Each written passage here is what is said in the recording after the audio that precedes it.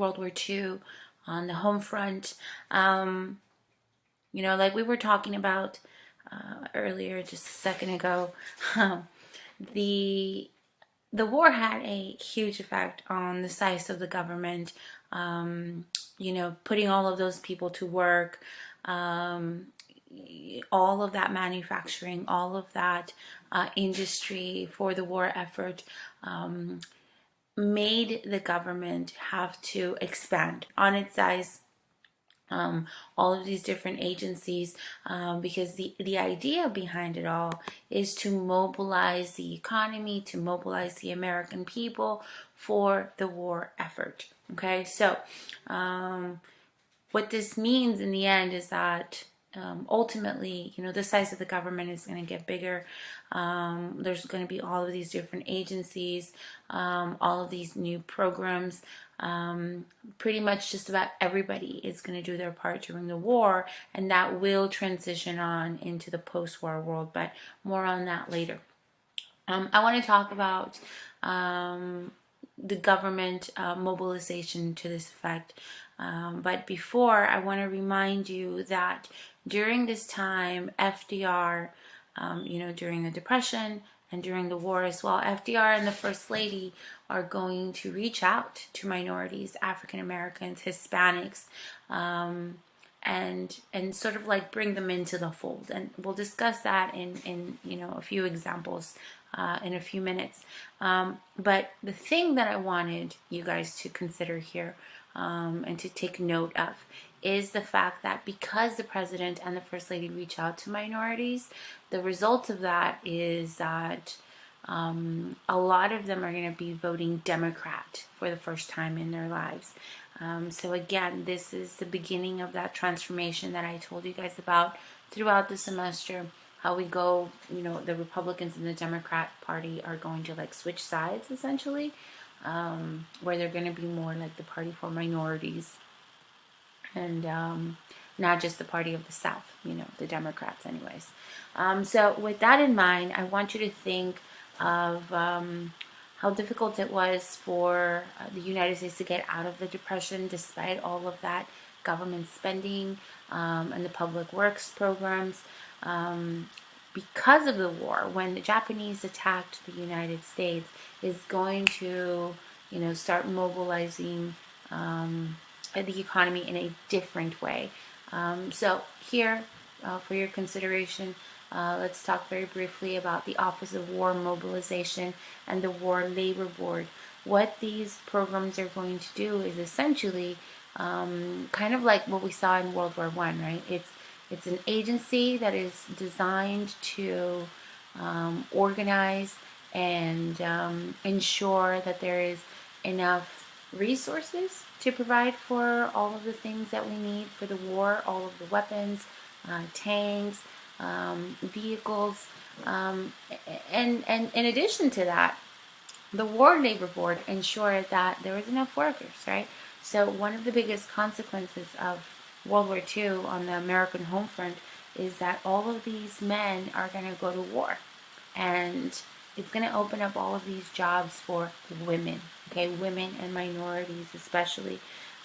So we'll talk more about that later, but again, the War Office of War Mobilization and the War Labor Board are tasked with the responsibility to ensure that there's enough resources for everybody to be able to produce everything that we need for the United States and ensure that there's enough people working as well. Okay. When it comes to science, there's the Office of Scientific Research and Development. This program is what produced, of course, the Manhattan Project. They are the ones that are going to be in charge of spearheading that, the research that is necessary. But then again, what we're talking about here is what role does the government have in shaping that? And so we see how it's affecting the economy. We see how it's affecting the science as well. And the result of that is, of course, the creation of a nuclear bomb, or the atom bomb. Nuclear or atom? Which one's first? I think it's nuclear. Anyways, I can't remember right now. I'm like in such a rush today. It's been a crazy morning. But anyways, let's talk about rationing. Of course, during the war, there's all kinds of efforts to conserve food, not to waste it. Remember that we saw this in World War One as well. The idea that people needed to, use only what was absolutely necessary. Use those food coupons. Not waste any food. The same way that we saw it with here we go. With World War One, right? Ensuring rationing works because it ensures that everybody has their own supply instead of things being on the black market or having inflation, prices going up and things like that. And so people are encouraged to, women especially, to cook with alternative cuts of meat, gizzards and liver, things like that. But the idea is to conserve, not waste, plant victory gardens, have things like meatless Mondays and all of that. So again, it's just an extension of that wartime effort, having everybody on board to do their part. Okay. Now, one of the kind of like darker parts of World War II, of course, on the home front, is the treatment of Japanese Americans in the United States. So what happens here is, because of the bombing of Pearl Harbor, Japanese Americans are going to be treated, or people are going to start to become suspicious of them. There is all kinds of rumors that Japanese Americans living in the United States are going to be acting as some kind of a fifth column, like a sleeper cell, if you will. And out of this fear, the result is, Executive Order 9066, which is signed by President FDR in 1942. Now, what this says is it basically rounded up all Japanese Americans and put them in internment camps, or relocation centers, if you will. They lost all their possessions. They had to sell their businesses. They had to sell their homes. Quite a bit of people were affected by this. About 120,000 Japanese Americans were put in these camps or subjected to this kind of treatment. Now, in there's going to be a Supreme Court case, Korematsu versus the U.S., that is going to challenge this executive order, because it seemed as illegal and unconstitutional to do this to American citizens. But the result of the Supreme Court case is that, they rule against Korematsu, against Japanese Americans, and the U.S. government is able to move forward with, Executive Order 9066. Now, there is a book that details at least, one of the camps, what it was used for and what life in an internment camp was like. And that is a train to Crystal City. Now, Crystal City is about an hour and a half away from here. And that was the site, or a site, for one of these internment camps in the United States. There was probably about a dozen of them, and they were mostly located like in the southern, like Southwest, American Southwest. But again, I want you to consider why this was done, why Americans felt that it was necessary to put Japanese Americans, I mean, U.S. citizens, mind you, in these camps,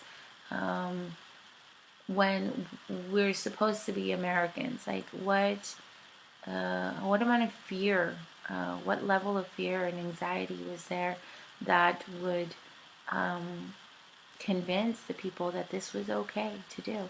And so before we've had this discussion in other semesters.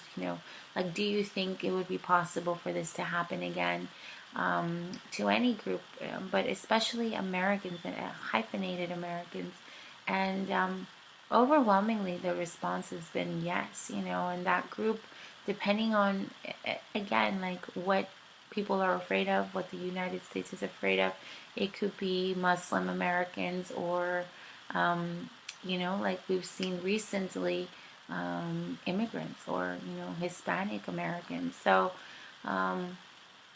we cannot say like, oh, that would never happen again or it wouldn't happen, because it has, right? The proof is in the history. So Executive Order 9066, responsible for rounding up and relocating Japanese Americans into internment camps during the war. Now, I want to mention one more thing before we move on to that. There is actually a group of Japanese Americans from these camps. Their families were relocated. They lost everything, but they will serve. They will ask to serve in the military, and they will do so with honor. So I want to mention that very quickly before we move on. So they are going to be some of the highest decorated soldiers during World War II. Okay, let's move on to African Americans during this time. Now, Executive Order 8802 is the Fair Employment and Practices Commission. Now, this one says that companies had to employ and employ everybody that had any company that had like a military contract or a government contract. They had to use fair employment practices, meaning that they had to employ and without taking into considering race or ethnicity or nation of origin or anything like that. So what it does essentially is it opens up that door for eliminating or sort of highlighting some of the racial discrimination that had been there. So this, of course, is going to pass in 1941, and again, we're sort of like beginning this pattern towards eliminating racial discrimination. But we still have a long ways to go, obviously. We'll talk more about that on the next in the next unit. I want to mention very briefly the Tuskegee Airmen, right? So here's a picture of some of them right here. They are, of course, an all-black regiment out of Tuskegee. And again, just like the Japanese Americans, who served honorably during World War II, the Tuskegee Airmen are going to do just the same. And that kind of brings into the picture this idea of the double V campaign, right? Victory at home, victory abroad. And what they're really talking about here is, racial equality, more tolerance. One of the things that African Americans sort of found during this time was that they're going over there, they are liberating Europe, they are helping to stamp out a fascist threat, and then they come home. By the way, they're over there and they're treated as heroes, right? Rightfully so. And then they come over here and they're second-class citizens. So, people, that doesn't really fit in with the idea of, that America is supposed to be a place where all men are created equal, and people are going to start to question if we're really living up to those ideals. So again, this is sort of the beginning of that civil rights movement, but we're not there just yet. But certainly a lot of eyes are going to be open to the racial inequality that exists in America, and they're going to sort of like get the ball moving, right?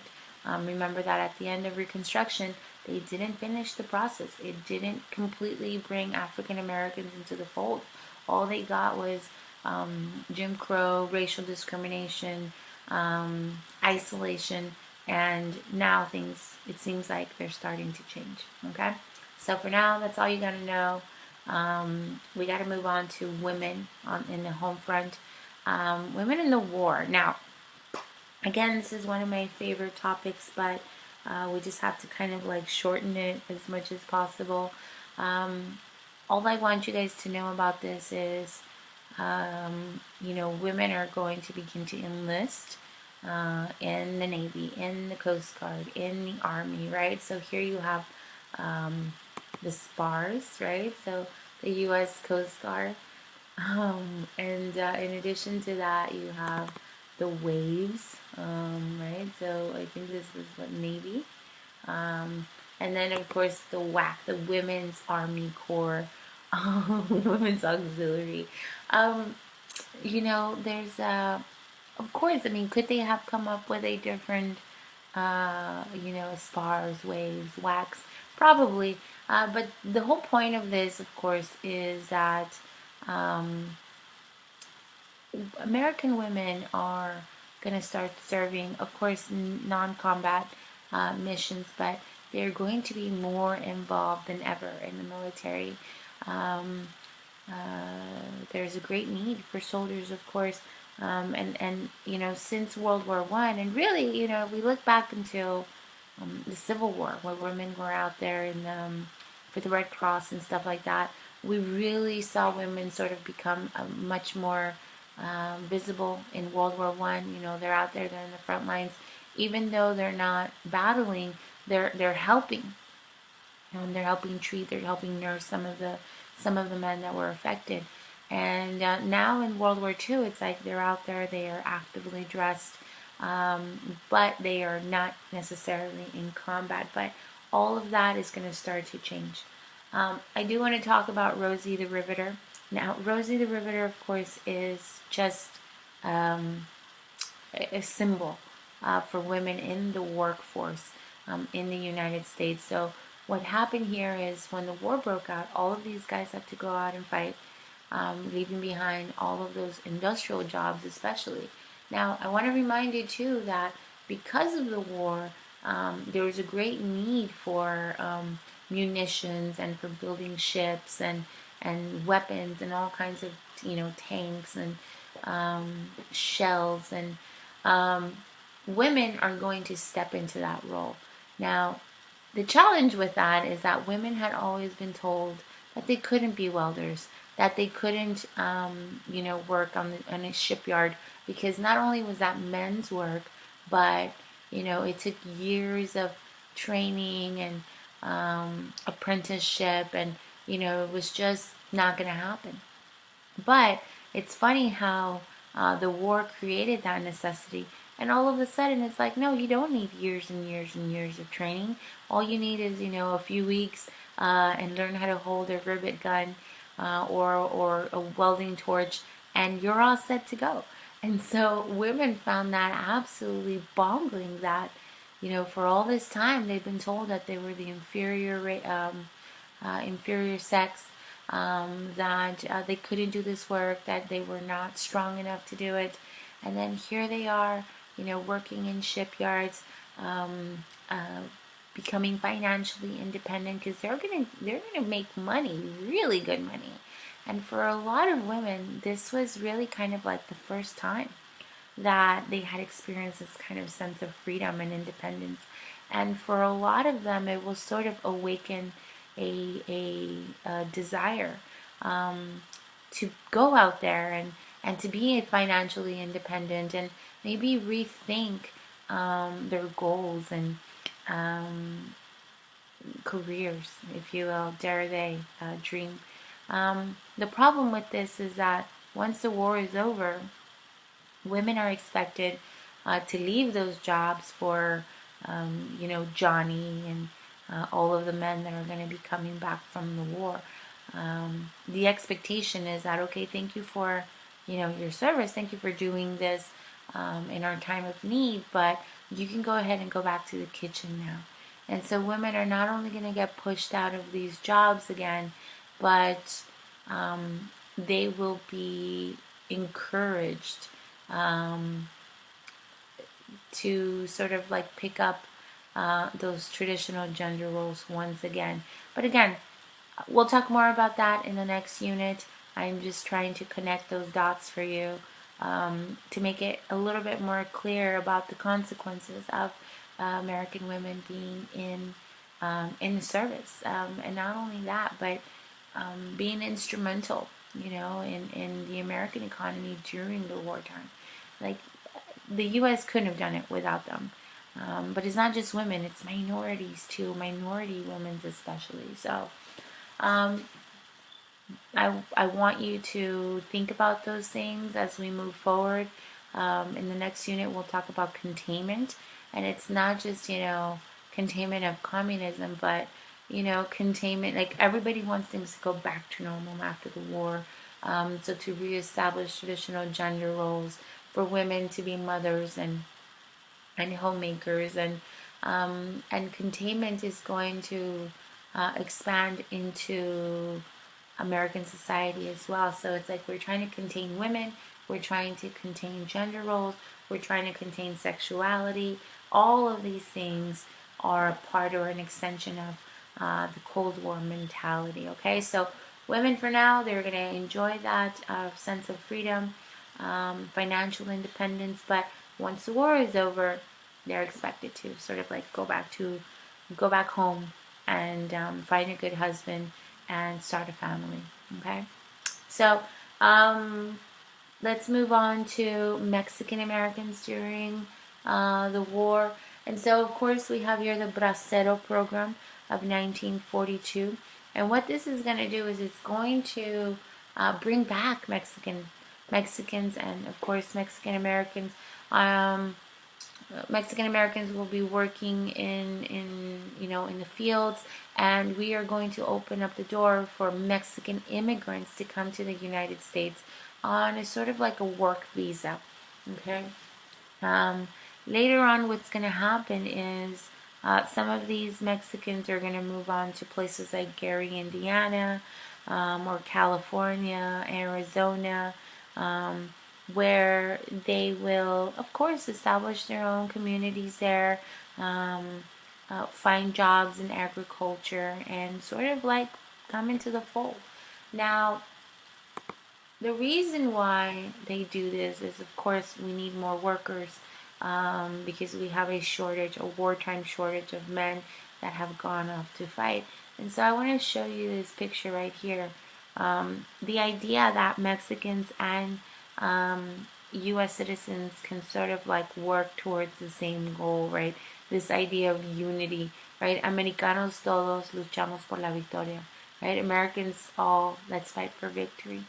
And it's really kind of ironic, in light of the Repatriation Act of the 1930s, where the United States is going to send back all of the Mexicans and even some Mexican Americans to Mexico. And so, like I told you before, during the war, we're going to bring them back with the Bracero program, which is opening the door for Mexican workers to come on a temporary basis. And when they did, I want you to take a look at this picture, right? They had to be subjected to a battery of physical examinations. They were checked for lice. They were checked for, any kind of diseases that they might be bringing into the United States. And so, what you're looking at right there is one of these braceros coming over, and he's being sprayed with a disinfectant, kind of like a pesticide, like DEET. And so, again, it's like, here we are, like amigos, bienvenidos, and we're still sort of treating them, are going to have a lot of difficulties, especially when they transition over from being a part of Mexico to being a part of the United States. They have to abide by different laws and all these different regulations.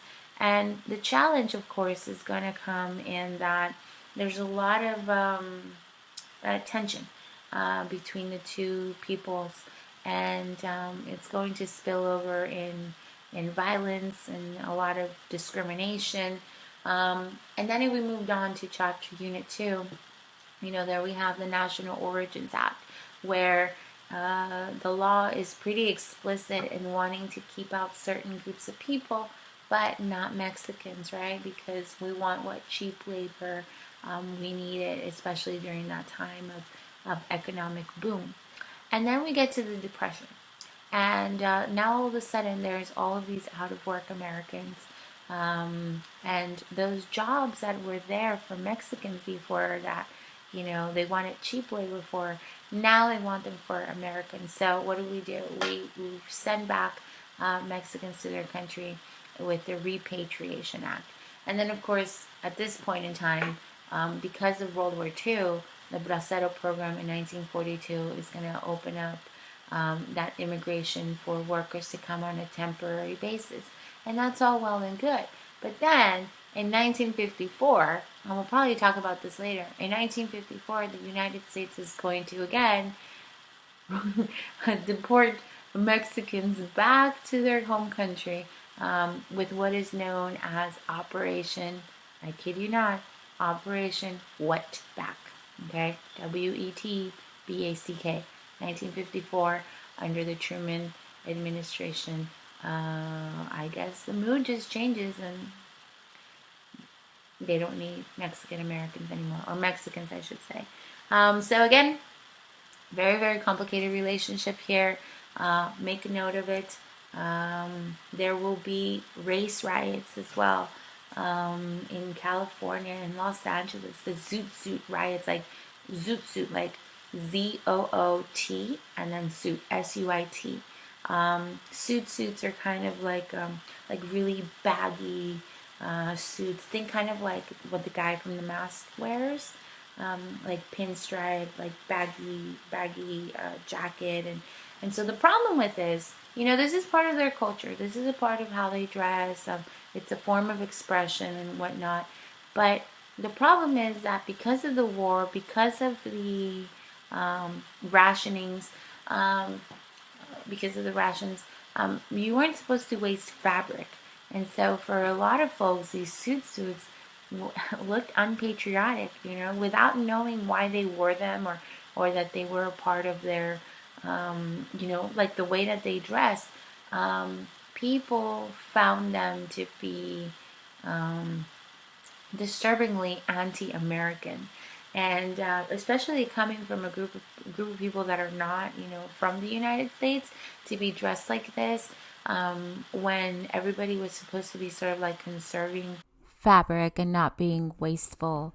So when they saw these, Latinos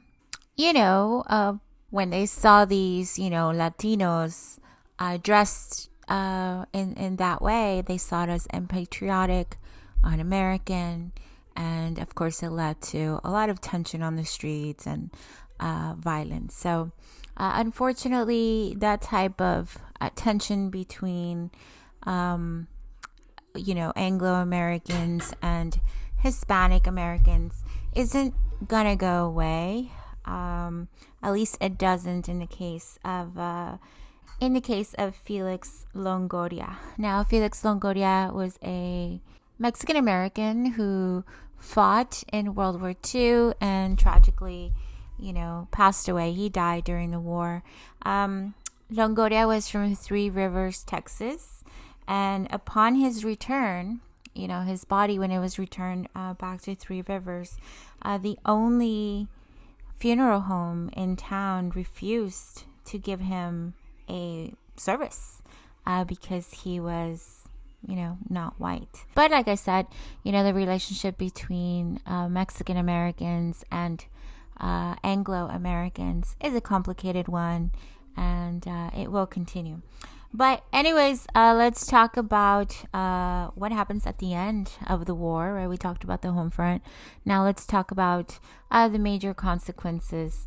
At the end of all of this, it's important to remember that this is really going to be the end of, empires as we know them. I mean, we already saw that, happening at the end of World War I. But one of the biggest consequences is the end of colonization. for, England, France, Holland, Belgium. Japan's early victories in the Pacific really loosened up the hold that, the US, the British, the Dutch, and the French had in the region. And so the result of this is going to be a massive wave of decolonization in Asia and Africa. That, like I said, it has widespread consequences. The Philippines being one of those countries that gets their independence from colonizers like the United States.